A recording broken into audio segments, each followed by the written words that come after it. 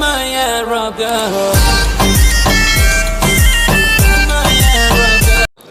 ಎಲ್ಲರೂ ಹೇಗಿದ್ದೀರಾ? ಚೆನ್ನಾಗಿದ್ದೀರಾ ಅಂತ ಅಂದ್ಕೊತೀನಿ. ನಾನು ಫಸ್ಟಿನ ಪಾರ್ಟನ್ನು ನಾನು ಇಲ್ಲಿವರೆಗೂ ತೋರಿಸಿದೆ ಈ ವಿಡಿಯೋನ. ಅದರ ಮುಂದಿನ ಪಾರ್ಟ್ ಇದಾಗಿರುತ್ತೆ.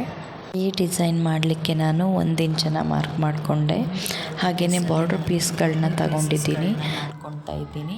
ಹಾಗೆಯೇ ಒಂದರಲ್ಲಿ 3 ಮಾಡಿದ್ದೀನಲ್ಲ, ಅದನ್ನು 2 ಕಡೆಯೂ ಫೋಲ್ಡ್ ಮಾಡ್ಕೊಂಬಿಟ್ಟು ಒಳಗೆ ಮಾಡಿಕೊಂಡು ಹಾಗೆಯೇ ಒಂದೊಂದು ಸ್ಟಿಚ್ಚನ್ನು ನಾನು ಹಾಕ್ಕೋತಾ ಇದ್ದೀನಿ. ಇದಕ್ಕೆ ಐರನ್ ಮಾಡಲೇಬೇಕು ಅಂತ ಏನಿಲ್ಲ. ಈ ಡಿಸೈನಿಗೆ ಆ ಬಾರ್ಡ್ರ್ ಸ್ವಲ್ಪ ರಫ್ ಆಗಿರೋದ್ರಿಂದ ಹಾಗೆಯೇ ಕುತ್ಕೊಬಿಡತ್ತೆ ಮರ್ಚಿನ ಒಂದು ಸ್ಟಿಚ್ ಹಾಕಿದರೆ. ಇದಕ್ಕೆ ನಾನು ಪರ್ಪಲ್ ಕಲರ್ ಆ ಬಾರ್ಡ್ರನ್ನ ತಗೊಂಡೆ, ಅಂದರೆ ಸ್ವಲ್ಪ ಆದರೆ ಸಾಕು ಅಂತ ಅಂದ್ಕೊಂಡ್ಬಿಟ್ಟು ಪಿಂಕಿಗೆ ಅಪೋಸಿಟಾಗಿ ತುಂಬ ಚೆನ್ನಾಗಿ ಕಾಣುತ್ತೆ ಅಂತ ಅನ್ನಿಸ್ತು. ಹೀಗೇ ಪ್ರತಿಯೊಂದನ್ನು ನಾವು ಫೋಲ್ಡ್ ಮಾಡಿಕೊಂಡು ಒಂದೊಂದು ಸ್ಟಿಚ್ಚನ್ನು ಹಾಕ್ಕೋಬೇಕಾಗತ್ತೆ. ಆ ಡಿಸೈನ್ಗೆ ಎಷ್ಟು ಬೇಕಾಗ್ಬೋದು ಈ ಥರದ್ದು ಅಂತ ನೋಡ್ಕೊಂಬಿಟ್ಟು ಹಾಕ್ಕೊಂಡ್ರೆ ಆಯಿತು. ಈ ಡಿಸೈನ್ ನನ್ನದೇ ಬ್ಲೌಸ್ ಆಗಿರೋದ್ರಿಂದ ಯಾವುದಾದ್ರೂ ಬೇರೆ ಥರ ಹೊಸ ಥರ ನಾನು ಟ್ರೈ ಮಾಡಬೇಕು ಅಂತ ಅಂದ್ಕೊಂಡೆ. ಆವಾಗ ಇದನ್ನು ನಾನು ಮಾಡಿಕೊಂಡೆ.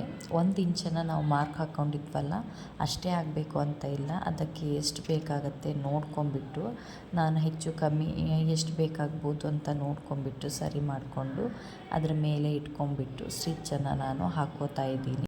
ಈ ಡಿಸೈನ್ಗೆ ನಾನು ಪೈಪಿಂಗನ್ನು ಮಾಡಿಕೊಂಡಿಲ್ಲ ಬ್ಯಾಕ್ ನೆಕ್ಕಿಗೆ, ಯಾಕೆಂದರೆ ಲೇಸ್ ವರ್ಕ್ ಆಗತ್ತೆ ಅಂತ ಅಂದು ನಾನು ಅದನ್ನ ಮಾಡಲಿಲ್ಲ. ಸಿಂಪಲ್ಲಾಗೆ ಮಾಡೋಣ ಅಂತ ಅಂದ್ಕೊಂಡೆ ನಾನು. ಹಾಗಾಗಿ ಈ ಥರ ಪ್ರತಿಯೊಂದನ್ನು ನಾನು ಫೋಲ್ಡ್ ಮಾಡ್ಕೊಂಬಿಟ್ಟು ಸ್ಟಿಚಿಂಗ್ನ ಅದ್ರ ಕೆಳಗಡೆ ನಾನು ಮಾಡ್ಕೊತಾ ಬಂದುಬಿಟ್ಟೆ. ಅದೇ ರೀತಿ ಪ್ರತಿಯೊಂದನ್ನು ನಾನು ಫೋಲ್ಡ್ ಮಾಡೋದು ಮತ್ತು ಇಡೋದು, ಸ್ಟಿಚ್ ಮಾಡೋದು ಇದೇ ರೀತಿ ಮಾಡಿದೆ. ನಾನು ಸ್ವಲ್ಪ ಸ್ಪೀಡಾಗಿ ತೋರಿಸ್ತಿದ್ದೀನಿ, ವಿಡಿಯೋ ಸ್ವಲ್ಪ ಉದ್ದ ಆಗಿಬಿಡುತ್ತೆ, ಲಾಂಗ್ ಆಗುತ್ತೆ ಅಂತ ಅಂದು.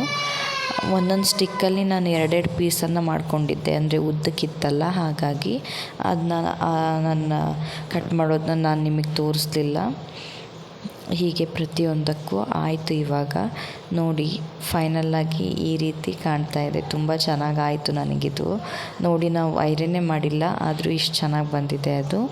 ಅದಕ್ಕೆ ನಾನು 2 ಥರದ್ದು ಲೇಸನ್ನು ತಗೊಂಡಿದ್ದೀನಿ. ಒಂದು ತೆಳು ಥರದ್ದು, ಮತ್ತೊಂದು ಸ್ವಲ್ಪ ಅಗಲ ಇತ್ತು. ಅವುಗಳನ್ನ ತಗೊಂಡು ನಾನೀಗ ಅದಕ್ಕೆ ಸ್ಟಿಚ್ಚನ್ನು ಮಾಡ್ತಿದ್ದೀನಿ. ಯಾವ ಥರ ಅಂಥೇಳಿ ನೋಡೋಣ ಬನ್ನಿ.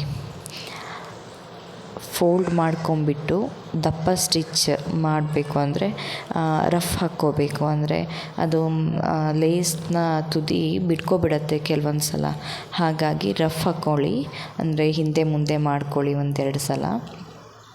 ಆಮೇಲೆ ನಾನು ತಿರ್ಸ್ಕೊಂಬಿಟ್ಟು ಅದ್ರ ಮೇಲೆ ಒಂದು ಸ್ಟಿಚ್ಚನ್ನು ಹಾಕ್ತಿದ್ದೀನಿ.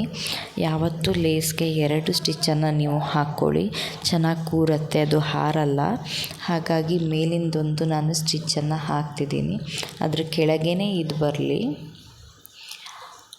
ಹಾಗೆಯೇ ನಾನು ಆ ಗೋಲ್ಡ್ ಪ್ಲೇಟ್ಗಳನ್ನ ಮಾಡಿದ್ನಲ್ಲ, ಅದರೊಳಗೆ ನಾನು ಒಂದು ಟ್ಯಾಗನ್ನು ಹಾಕಿದ್ದೀನಿ. ಅಂದರೆ ಪಿಂಕ್ ಕಲರ್ದೇ ಸೀರೆದೇ ನಾನು ಅದನ್ನು ಟ್ಯಾಗನ್ನು ಮಾಡಿಬಿಟ್ಟು ಅದರ ಒಳಗೆ ಹಾಕಿದ್ದೀನಿ ನಾನು. ಹಾಗೆಯೇ ಈಗ ಮೇಲಿನ ಸ್ಟಿಚ್ಚನ್ನು ನಾನು ಹಾಕ್ಕೊತಾ ಇದ್ದೀನಿ. ನಾವು ಯಾವ ರೀತಿ ಸ್ಟಿಚ್ ಹಾಕ್ತೀವಿ ಅಂದರೆ, ನಾವು ಪಿಂಕ್ ಕಲರ್ದು ಬ್ಲೌಸ್ ಹೊಲಿತಿದ್ದೀವಿ ಅಂದರೆ ಅದೇ ಪಿಂಕನ್ನು ಥ್ರೆಡ್ಡನ್ನು ನಾವು ಯೂಸ್ ಮಾಡಬಾರ್ದು ಲೇಸ್ ವರ್ಕ್ ಮಾಡೋದಕ್ಕೆ. ಗೋಲ್ಡ್ ಕಲರ್ ಎಕ್ಸ್ಟ್ರಾ ನಾವು ದಾರವನ್ನು ಸುತ್ತಿಡ್ಕೊಂಬಿಟ್ಟು ಬಾಬಿನಿಗೂ ಸಹ ಮತ್ತು ಮೇಲ್ದಾರಕ್ಕೂ ಸಹ ಹಾಕ್ಕೊಂಬಿಟ್ಟು ಮಾಡ್ಕೋಬೇಕಾಗತ್ತೆ. ಅಂದರೆ ಪಿಂಕ್ ಯೂಸ್ ಮಾಡೋದ್ರಿಂದ ಅದು ಆಪೋಸಿಟ್ ಆಗತ್ತಲ್ಲ, ಅದು ಕಾಣುತ್ತೆ ಡಿಸೈನ್ ನಾವು ಮಾಡಿದಾಗ, ಅದು ಚೆನ್ನಾಗಿ ಕಾಣಲ್ಲ. ಹಾಗೆಯೇ ತೆಳು ಲೇಸನ್ನು ನಾನು ಈ ಥರ ಮೇಲಿನ ಶೋಲ್ಡರಿಂದ ಈ ಡಿಸೈನ್ವರೆಗೂ ನಾನು ತಗೊಂಡು ಮತ್ತೆ ಅದನ್ನ ಫೋಲ್ಡ್ ಮಾಡ್ಕೊಂಬಿಟ್ಟು ಹಚ್ಚಿದ್ದೀನಿ. ನೋಡಿ ಎಷ್ಟು ಚೆನ್ನಾಗಾಯಿತು. ಅದಕ್ಕೂ ಸಹ ನಾನು 2 ಸ್ಟಿಚ್ಚನ್ನು ನಾನು ಹಾಕ್ಕೊಂಡಿದ್ದೀನಿ. ಈ ಥರನೇ ಮತ್ತೊಂದು ಕಡೆಯೂ ನಾವು ಕಂಪ್ಲೀಟಾಗಿ ಮಾಡ್ಕೋಬೇಕಾಗತ್ತೆ. ಆಮೇಲೆ ಒಂದು 1/4 ಇಂಚ್ ಮಾರ್ಜಿನನ್ನು ಬಿಟ್ಕೊಂಬಿಟ್ಟು ಈ ಲೇಸನ್ನು ಹಚ್ಚಿ, ಅದಕ್ಕೆ ಹೇಗೆ ಕಾಣುತ್ತೆ ಅಂದರೆ ಪೈಪಿಂಗ್ ಮಾಡಿರೋ ಥರ ಕಾಣುತ್ತೆ. ಅದು ನಾವು ಮಾಡಲಿಲ್ಲ ಅಂದರೂ ನೋಡಿ ಅದೇ ಥರನೇ ಕಾಣುತ್ತೆ ನೋಡಿ. ಒಂದು 1/4 ಇಂಚು ಆ ಕಡೆ ನಾವು ಲೇಸನ್ನು ಹಚ್ಕೊಂಡ್ರೆ ಪೈಪಿಂಗೇ ಮಾಡಿದ್ದೀವೇನೋ ಅನ್ನಷ್ಟು ಚೆನ್ನಾಗಿ ಕಾಣುತ್ತೆ ಅದು. ಈ ಬಟ್ಟೆ ತುಂಬಾ ಸ್ಮೂತ್ ಇತ್ತು, ಹಾಗಾಗಿ ಪ್ರತಿಯೊಂದು ಸ್ಟಿಚ್ ಮಾಡಿದಾಗೂ ಸಹ ಅದು ಏನಪ್ಪ ನೆರಿಗೆ ಆಗಿಬಿಡೋದು, ಪಿಂಜಿ ಬಿಡೋದು. ಹಾಗಾಗಿ ಸ್ವಲ್ಪ ಕಷ್ಟ ಆಯಿತು. ಈ ಬಟ್ಟೆ ಮಾತ್ರ ತುಂಬ ಸ್ಮೂತ್ ಇತ್ತು. ಹಾಗೆಯೇ ನಾನು ಈ ಡಿಸೈನನ್ನು ಇವಾಗ ಕಂಪ್ಲೀಟ್ ಮಾಡ್ತಾಯಿದ್ದೀನಿ. ಮತ್ತೊಂದು ಹೊಲಿಗೆನ ಹಾಕ್ಕೊಂಬಿಟ್ಟು ಅದು ಫೈನಲಿ ಯಾವ ಥರ ಆಯಿತು ಅಂಥೇಳಿ ನೋಡೋಣ ಇವಾಗ. ಅದಕ್ಕೆ ಮತ್ತೆ ನಾವು ಬೆನ್ನಿಗೆ ನಮಗೆ ಟ್ಯಾಗ್ ಬೇಕು, ದಾರ ಕಟ್ಟಬೇಕು ಅಂತ ಅಂದರೂ ಸಹ ನಾವು ಅದನ್ನ ಮಾಡ್ಕೋಬೋದು.